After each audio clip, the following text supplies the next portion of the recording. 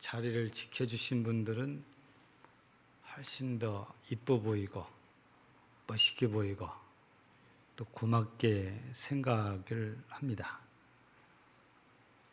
이 자리를 지키려고 포기해야 될 것들이 있잖아요. 그런 것들을 포기하고 이 자리를 지키는 것은 여러분들에게는 은혜와 복이 되고 하나님께는 영광이 되리라 확신을 합니다. 오늘 본문은 그렇게 길지 않지만 참 우리에게는 너무너무 귀하고 복된 말씀이라 저는 확신을 하고 있습니다. 우리 이 말씀 앞에 로마서 8장 바로 앞에 7장 18절, 19절 내용을 보면 바울 사도의 엄청난 고민이 소개됩니다. 내 속, 곧 내 육신의 속 선한 것이 거하지 아니하는 줄 아노니 원함은 내게 있으나 선을 행하는 것은 없노라. 내가 원하는 바 선은 행하지 아니하고 도리어 원하지 아니하는 바 악을 행하는도다. 바울 사도는 우리가 잘 알고 있는 대로 다메섹 도상에서 주님을, 부활하신 주님을 만나본 사도이잖아요. 물론 이전에는 핍박자요, 회방자였지만 이 다메섹 도상의 사건이 있은 이후로 180도로 변화되어서 핍박자가 이제는 전도자가 된 사람이지요. 그리고 바울 사도는 많이 아끼지만 3층천을 갔다 왔다고 결국에는 고백을 합니다. 3층천은 우리가 쉽게 말하는 하나님 나라, 그 천국을 의미하고 있거든요. 그러니까 누구나 다 받은 은혜를 받은 게 아니고 아무나 쉽게 받지 못한 은혜를 체험했던 사람이 바울 사도거든요. 그럼에도 불구하고 오늘 제가 이 7장 18절 19절을 소개해 준 대로 보면 고민이 엄청 많아요.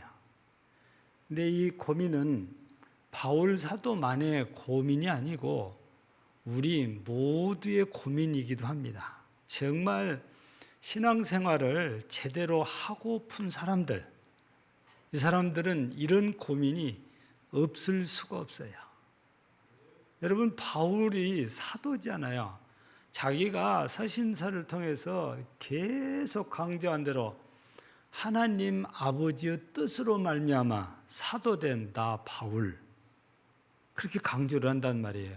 그러면 우리가 생각할 때 그렇게 큰 은혜를 입고 은혜 체험을 하고 성령의 충만을 받은 사도니까 얼마나 거룩하게, 얼마나 선하게, 얼마나 의롭게 신앙생활을 잘하겠습니까? 근데 이 7장 18절, 19절을 통해서 보면 아니다 그 말입니다. 그게 안 돼서, 그게 잘 안 돼서 고민을 해요. 그리고 자신에게 실망도 하는 겁니다.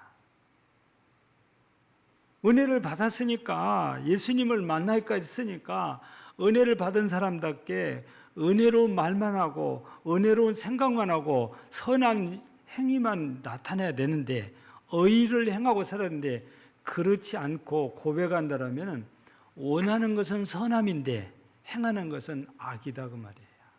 그러니 바울 사도가 내적으로 마음에 얼마나 갈등이 심하고 괴로움이 심하고 힘들었겠어요. 그래서 바울 사도는 나는 곤고한 자로다 이렇게 고백을 합니다.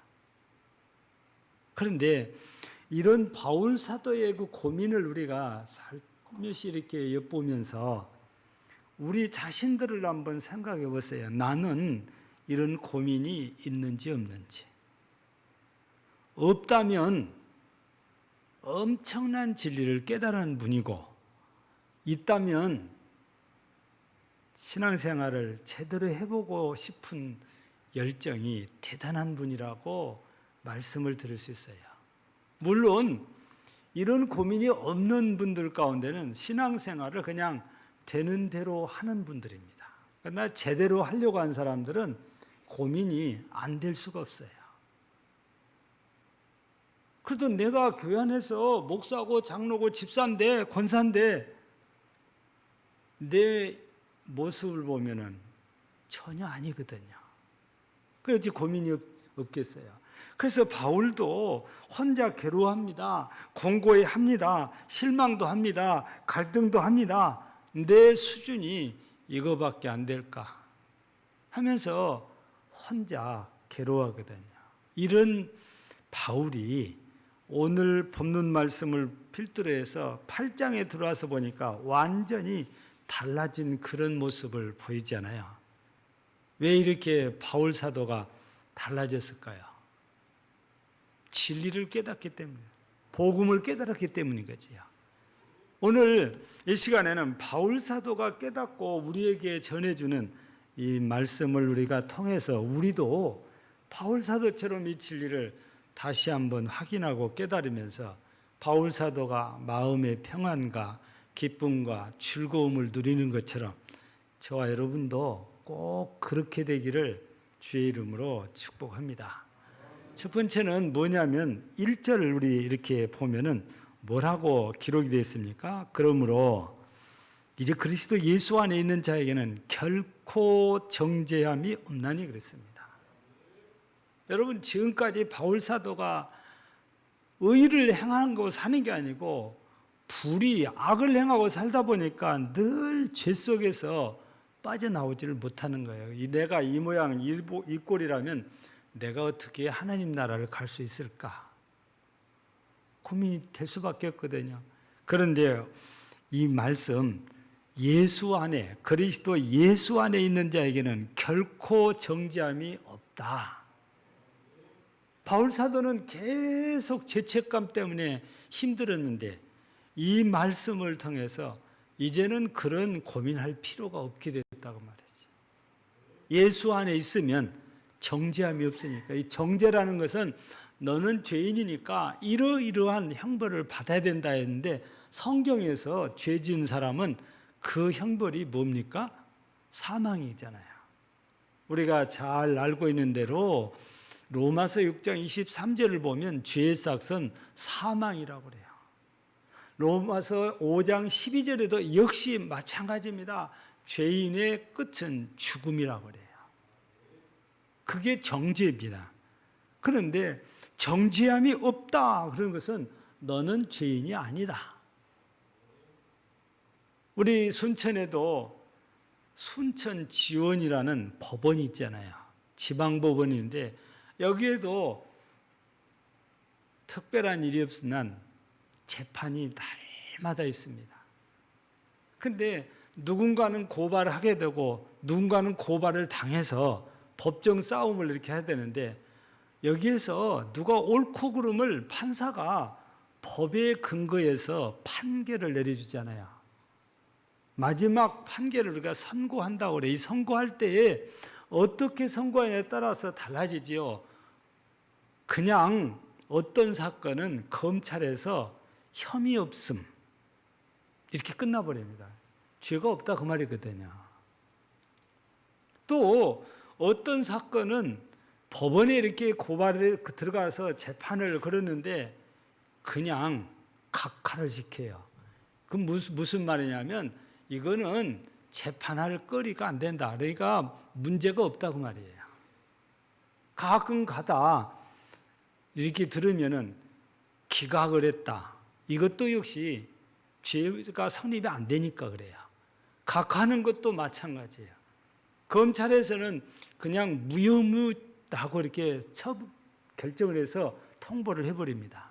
이런 사람들은 정죄받지 않는 사람들인데 만약에 집행유예가 됐든 벌금이 됐든 아니면은 법정 구속을 당했든 이런 사람들은 전부 정죄받는 사람들이에요.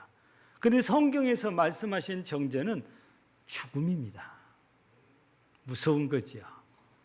그런데 오늘 말씀을 보면은 예수 그리스도 안에 있으면 결코 정죄함이 없다.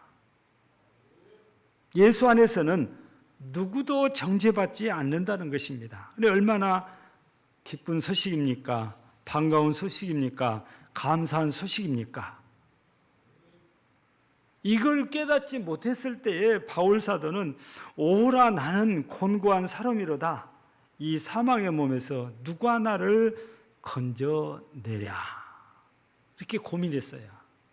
근데 우리 성경을 보면은 바울 사도가 이런 고민을 했던 것처럼 우리 대한민국에도 아주 내노란 중이 승려가 고민을 하다가 신앙 고백을 해요. 예. 어떤 고백을 합니까? 그가 유언으로 남긴 것인데 1987년 4월 23일자 신문 조선일보와 경향신문 두 신문에 조선일보는 7면에 경향신문에는 9면에 각각 기사로 올라왔습니다. 내용을 잠깐 소개해드리면 성철 스님이라고 알려져 있습니다. 이미 극락으로 가신 분이에요. 그들 말대로면 내 죄는 산보다 높고 바다보다 깊은데 내 어찌 감당하랴. 내가 80년 동안 포교한 것이 헛것이로다. 우리는 구원이 없다. 죄값을 해결할 자가 없기 때문이다.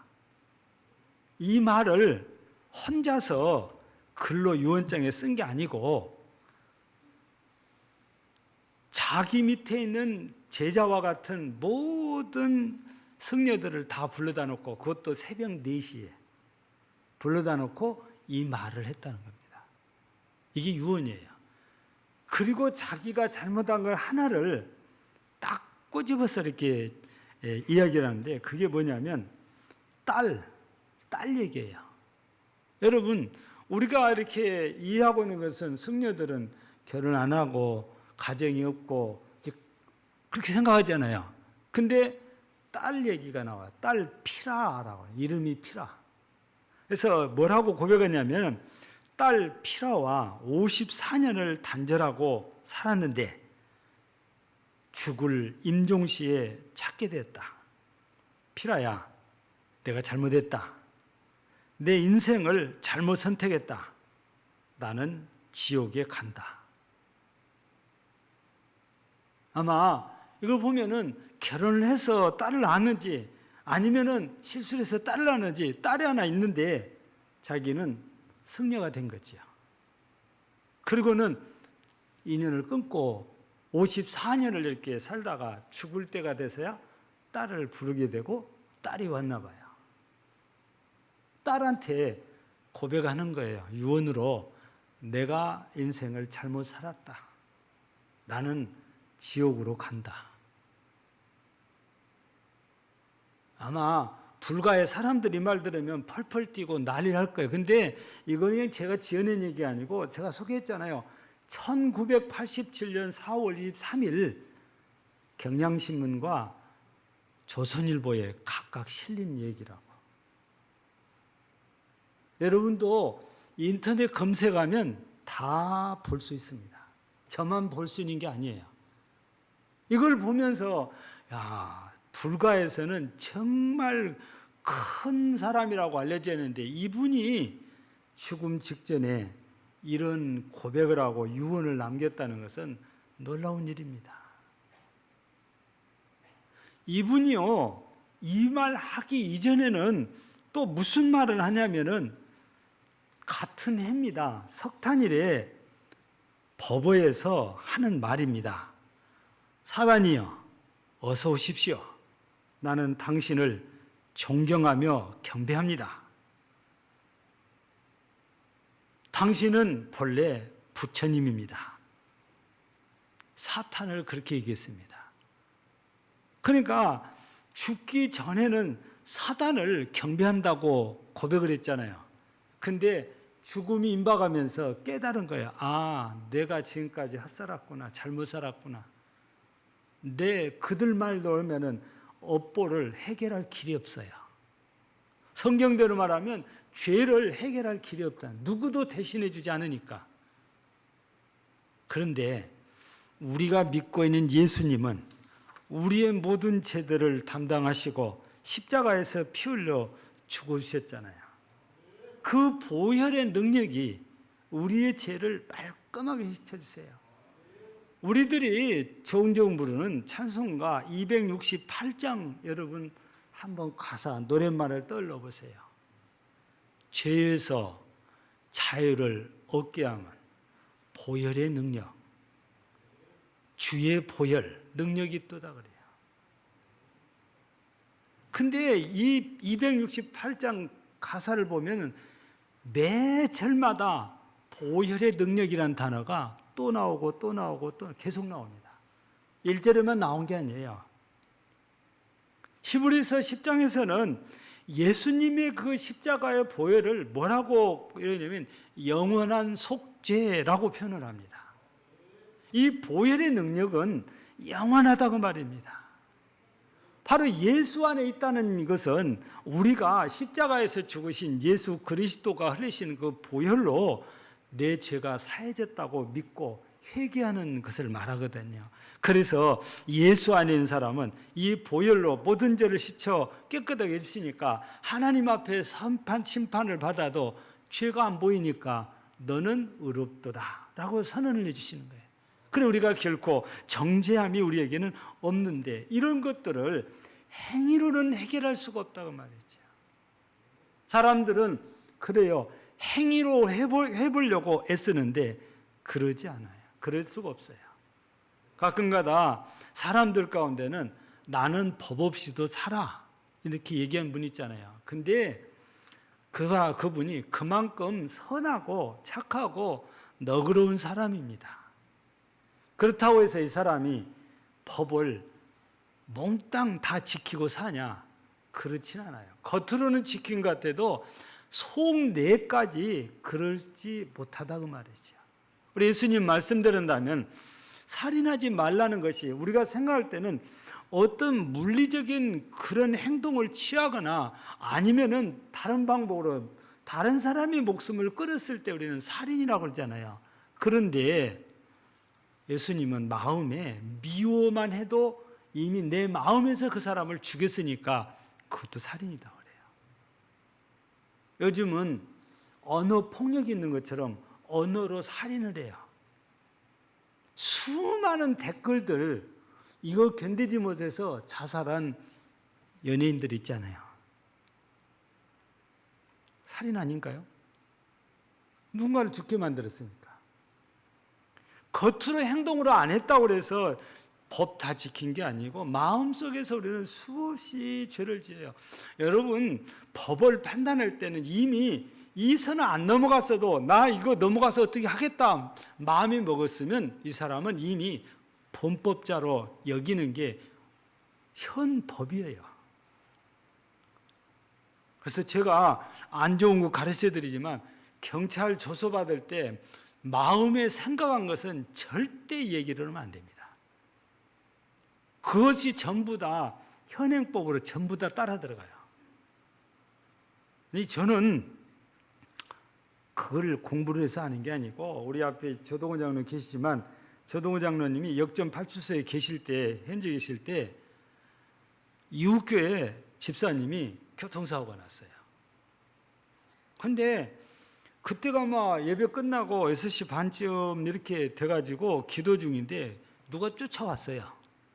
보니까 이웃교회 부목사예요. 부목사 와가지고 목사님 도와주세요. 그러니까 왜 그러냐고 그러니까 교통사고 났는데 목사님 교회 경찰관들이 많다고 그래서 왔다고 그래요. 아니, 많은 게 아니고 그냥 3사람 있습니다. 그랬더니 아이 도와달라고 그래서 무슨 일 하니까 그때 이 연양지구가 막 개발이 돼가지고 집을 짓고 교회가 여기 짓고 그래서 이제 도로가 지금 저 큰 도로가 안 뚫어지고 이렇게 중간으로 무찔러서 다닐 때인데 새벽 예배를 참석하시려고 안목의 여집사가 차를 갖고 왔어요. 그런데 가운데는 황색선이 2선이에요. 근데 평소에 다 넘어다녀요. 그러니까 이분도 아기를 넘어서 가려고 오는데 눈치를 보느라고 속도를 줄이고 짬짬 오는데 뒤에 따라오는 용달차가 뒤따라오다가 받아버린 거예요.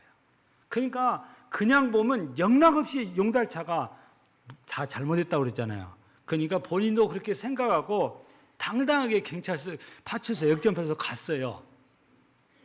근데 뒤집어서 나오거든요. 그러니까 이제 저한테 온 거예요. 그래서 할 수 없이 잠자고 있는 이미 고인이 돼서 이종기 씨인가요?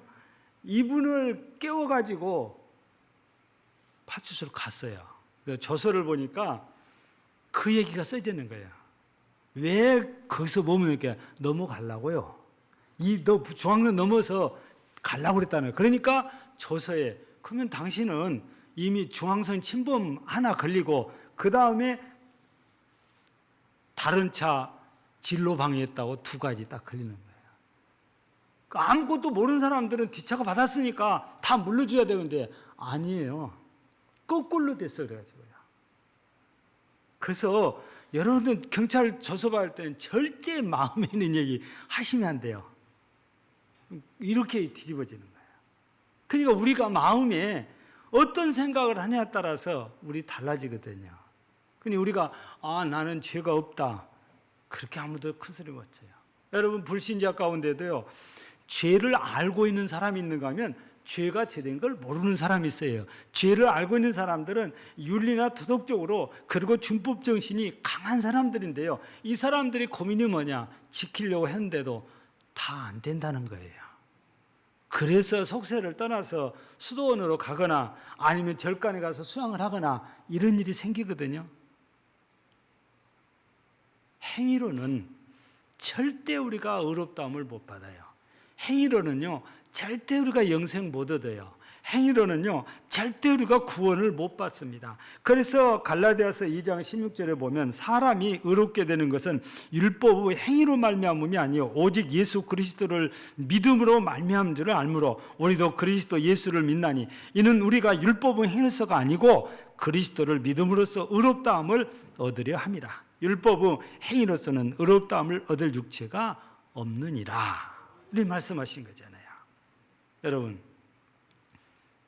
길이 없는데 하나님께서는 예수 그리스도를 통해서 우리에게 길을 주셨는데 그게 예수 믿는 길이다고 말해요. 예수 믿으면 이렇게 정죄받지 않는다는 너무너무 기쁘고 놀라운 이런 진리의 말씀을 오늘 우리가 발견하게 된 거죠. 사람들이 죄책감에 엄청 시달린 분들이 많거든요. 근데 예수 안에서는 죄책감에 시달릴 필요가 없다고 말해요. 예수님께서 보혈로 다 그 죄를 씻어주시기 때문에 우리가 죄책감에 사로잡혀서 바울 사도처럼 나는 공고한 사람이다 고민할 필요가 없어요. 괴로워할 필요가 없어요. 갈등할 필요가 없어요. 우리는 예수 안에서 정죄받지 않으니까 할렐루야 감사하고 살아야 되죠. 두 번째는 2절 말씀 보니까 이는 그리스도 예수 안에 있는 생명의 성령의 법이 죄와 사망의 법에서 너를 해방하였음이라. 우리 8월 15일을 해방이라고 했잖아요. 강복절이라고. 어떤 내가 감당할 수 없는 엄청난 힘이나 권력 무엇인가 내가 붙들려서 꼼짝 못하고 있다가 완전히 풀려난 걸 우리가 해방이라고 해요. 우리는 성경을 통해서 보면 죄의 문제는 죄값을 지불하게 되는 우리가 풀려날 수가 없는데 예수 그리스도께서 그 죄값을 지불하고 우리를 풀으셨는데 이걸 속량이라고 그러죠. 이걸 해방이라고 말씀하는 것입니다. 그런데 이 해방이란 성경에서 다른 면에서 보면 죽음이 죄의 대가잖아요. 근데 죽지 않는 것이 해방입니다. 우리에게는 영생이라는 것이 약속되어 있어요. 우리 요한복음 11장 25절 26절에 보면은 예수님이 뭐라고 말씀해요? 나는 부활이요 생명이니 그랬습니다. 그래서 무릇 나를 믿는 자는 죽지 않고 살아서 나를 믿는 자는 무릇 나를 믿는 자는 죽어도 살겠고 살아서 믿는 자는 영원히 죽지 아니하리라. 이게 우리에게 죽어도 다시 살려주시고 또 살아서 제대로 믿는 사람은 죽지 않는다는 것은 영생을 약속하신 거지요. 이게 죄에서 해방된 거고 사망 권세에서 해방된 거지. 우리 예수님께서 부활하신 부활절 되면 한 번쯤 부르는 찬송가가 있지요. 151장인가요? 무덤에 머물러 내 주 예수. 여러분, 예수님이 무덤에 머물러 있지 않단 말이에요. 사망 권세를 이기시고 살아나셨네라고 결국에 찬양한단 말이에요.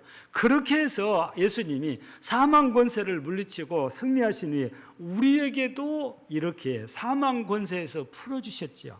그게 바로 우리는 해방됐다 이렇게 말씀을 하시는 것입니다. 그러니 오늘 우리가 이 말씀을 가만히 살펴보면 우리는 죄로부터서 사망으로부터서 자유함을 얻은 사람. 그래서 우리에게 진리가 너희를 자유케 한다. 우리 주님께서 주신 말씀이지요. 이렇게 우리가 자유함 얻었으면 해방 얻었으면 8월 15일 일제치하에서 해방될 때만 우리가 기뻐 뛰고 즐거워하는 것이 아니고 내가 영적으로 이렇게 자유함을 얻어서 하나님 나라에서 영생을 누리게 됐다면 이는 그보다 더 기뻐하고 더 즐거워하고 더 감사하고 더 하나님을 찬양해야 될 일입니다. 그래서 우리 예수 믿는 사람은 이렇게 죄에서 사망 권세에서 해방이 되었다는 사실을 우리가 생각하면 너무 감사한 거죠. 바울 사도가 이걸 깨닫고 이렇게 좋아하는 것입니다. 마지막으로 한 가지 더 오늘 우리가 읽어드린 말씀은 아닌데 11절 말씀 보면 예수를 죽은 자 가운데서 살리신 이의 영이 너희 안에 거하시면 그리스도 예수를 죽은 자 가운데서 살리신 이가 너희 안에 거하시는 그의 영으로 말미암아 너희 죽을 몸도 살리시리라. 여러분, 진짜 예수를 믿는 사람은 영생이 있다는 것입니다. 영원한 생명이 있다는 사실이거든요. 바울 사도가 이런 진리를 깨닫고 너무너무 좋아해요. 본래는 바울 사도를 통해서 우리 앞에 3장에 있는 말씀이지요. 10절에서는 의인은 없나니 하나도 없다 그러잖아요. 23절에서는 모든 사람의 죄를 보여왔으니 하나님의 영광에 이르지 못한다고 그랬거든요. 그런데 여기 와서는 해방되었다라고 그래요. 그리고 오늘 11절 보면은 영생이 주어졌다는 말씀입니다. 물론 앞서 말씀드린 대로 율법의 행위로, 즉 율법을 지켜서는 어느 누구도 의롭다함을 받지 못하고 영생을 얻지 못합니다.